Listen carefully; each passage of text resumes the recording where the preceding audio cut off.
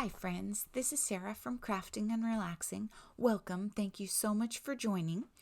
Tasha and I went on a big spree and I shared the haul. That's a photo of Tasha and I outside Scrap PDX. Tasha is a date with my craft room. Be sure and check her out. Scrap PDX had a lot of different stuff. It always does. So in this video, I'm showing you right now the fabric section. And for those of you who like to make purses out of ties, seems like a great place to go. I don't know if that's a good price. I feel like their prices are pretty good when you buy in bulk. When they package stuff up and the volunteers put in effort, sometimes it's a little more. Scraps out of the scrap quilt. They had their big fabric by the pound sale the day before, and there were bags of fabric, 2 for $1.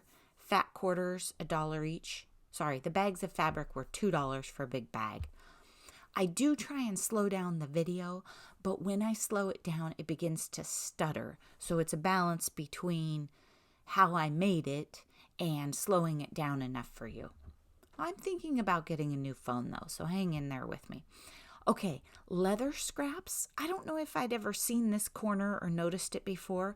$10 for a bag, and there were lots of different stuff. I have a tendency to share the paper crafting section with you, but it was Tasha's first time, and she discovered some sections that I hadn't found before that have stuff we like in them. So check every nook and cranny. Spools of thread. Thread is a great way to add texture to your cards, mixed media projects, whatever. Large ones are 25 cents, wooden ones are 50 cents, and others are 10. There is plenty of thread in this place, trust me. And it'll be in different kits and other places. Embroidery floss. You know I didn't need any more, but my blue actually is a little low, so I did pick a couple up you probably saw in my haul. And it doesn't really matter if you watch the haul or this first, I don't think. I just made the haul first so I could clean up. They put together those floss packs for a couple dollars, but I didn't really need those. I just wanted the blue. I felt like the store might have been a little lean at this point, but then I would stumble into areas like this that I don't recall seeing before. Look at these amazing, luscious trims. And I don't know what I would use these on. Maybe the edge of a journal, maybe a lampshade. I don't know. Maybe some weird project in my craft room. They might be kind of neat if I took out some of my cupboards and put fabric and then I put like blue trim across the top of the fabric just to dress it up. I need my cupboard doors though, otherwise I'll have cats and dogs in them. But I mean, their prices are good and the selection is just crazy. You just really have to look. So I wasn't sure what I would do with these. I didn't purchase any of them, but I was just fascinated by them. So these are areas that I just thought to film. At one point, I'm going to show you a little bit of the store so you get the scale. See right here, look. That is one corner to corner and then to the back corner. I got a child in the video, so I had to edit the rest out. Look at this fabric. It caught my eye. I wasn't looking for fabric. It's sheer, blue, and butterflies. Now, the butterflies are a little neon, but I thought, I don't know if you've seen my backyard tour, but I thought it would look really neat in the building that we call the bus stop, like around the posts or hanging down the side. I really thought about it, even though it was a little bright. I don't know. I think at some point I would like to have fabric in there. I might want to start with like an old sheet from my house to test it. This was $24 and it was 6 yards, which I thought was super affordable, but I feel like Wilson might grab the fabric and run. So an old sheet might be the way to start. Then I had to check the hem and seam binding. This bin was really full and it is one of my favorite little places in Scrap PDX that I always check. Look at that. Metallic rickrack. The most they're going to charge you for that is 50 cents. You cannot go into Tuesday Morning or any scrapbooking place and get that. Different laces. This is where I got some pink lace before, I think. The pink rickrack is cute, but, you know, it's pink. It's not going home with me. Then look at this red one. It's called Loop Braid. If there was any of that in blue, I would have brought it home for sure. Super cute. These glue on easily. They'd be adorable stitched on. You could use them on cards, mixed media, journals, whatever you're doing. I just think this is a really great way. And Joann and other places still sell most of these products new, so you could go in there and look. Some light blue rickrack. I didn't check my inventory before I went, so I wasn't sure what I needed, but I didn't bring that one home. Then it looks like there's some light blue lace right there. I don't have much lace in my collection, but I don't need a lot, especially not pastel. That one was kind of cool, I thought, for like you vintage lovers. I don't know what color they call it, gray. But there's a lot of laces in this category today, I thought. Really fun. I always check that bin, except for the one time that I ran in, got stamps, and then went to a soccer game. And I don't know if I've told you, it was kind of a surprise to Tasha, so I'll try and fit it in. Here's where they bag them up. This is a really neat way to do it too if you wanted just a bulk and you were in a hurry.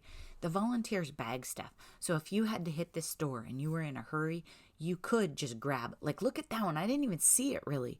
It's like candy cane. Super cute. But that package is $4. So then, you decide. Vintage trims for 50 cents. Okay, what I was going to tell you, parking at Scrap PDX is a little tricky. So that's part of why we met elsewhere and went. It's metered parking. You're in a downtown area. This is probably some place that, a petite woman needs to take a friend when they park.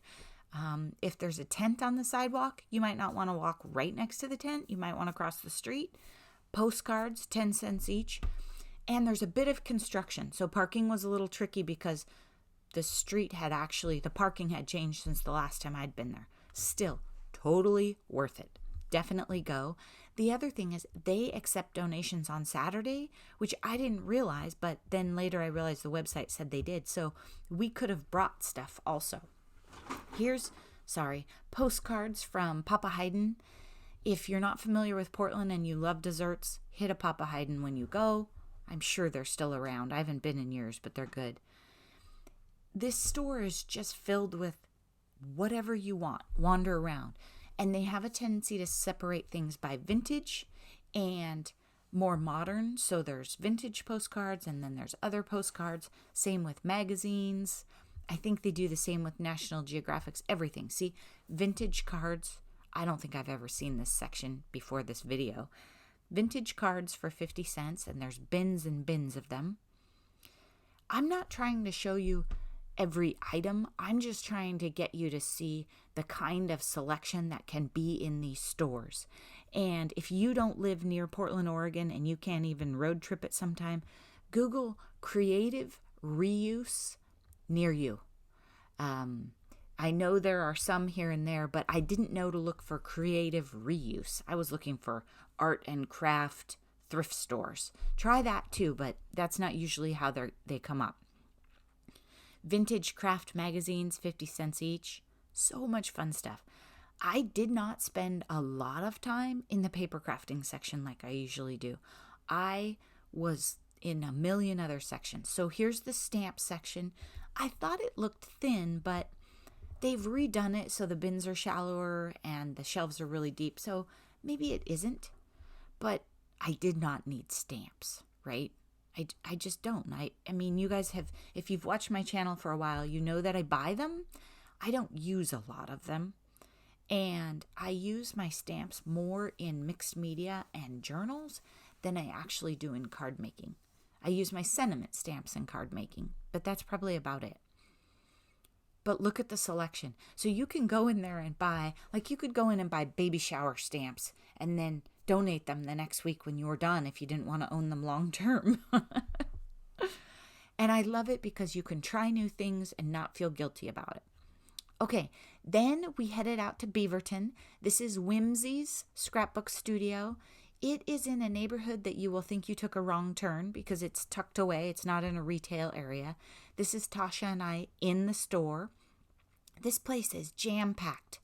Don't wear a puffy coat. Don't try and bring a big purse. You want to be able to get in there and fit in every nook and cranny. And I'm going to show you the authentique section. I am not going to show you all of it.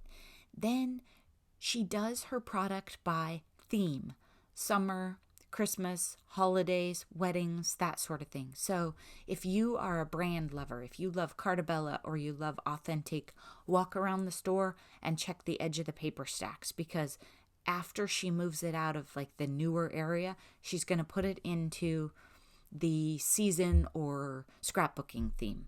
It's set up more like a traditional scrapbooking store was. Some parts of it are, which I don't know if I really noticed or understood before. I just thought Authentique would always be here. VersaFine Claire inks, Nouveau products. I mean, this place is so jam-packed. As you build your stack, you'll have trouble figuring out where to set it down. It is full. There was this product called the Calendar Collection from Authentique. There's Christmas, Halloween, fall. I didn't do a great job filming, but we hadn't seen it before, so we were pretty excited about it. I like photo play. Be careful because there's also color play, and the papers have different finishes, so be sure you get a paper that you like the finish on. One of them's a little glossy for me, so I took a peek at photo play, and not a lot of people stock it. Then there were some papers down below. I didn't zoom in and get the brand very well, but those are pretty neat. Just really kind of watercolory images. This caught my eye. I don't know if you know the Picket Fences brand, but their stamps have some sass. This one says, "This señorita needs a margarita. There's no problem that tequila and salt will not help solve." I'm not really a margarita drinker or tequila, but I thought they were cute. And it gives you an idea of the variety of product in this store. And cheers, and these penguin stickers are super cute.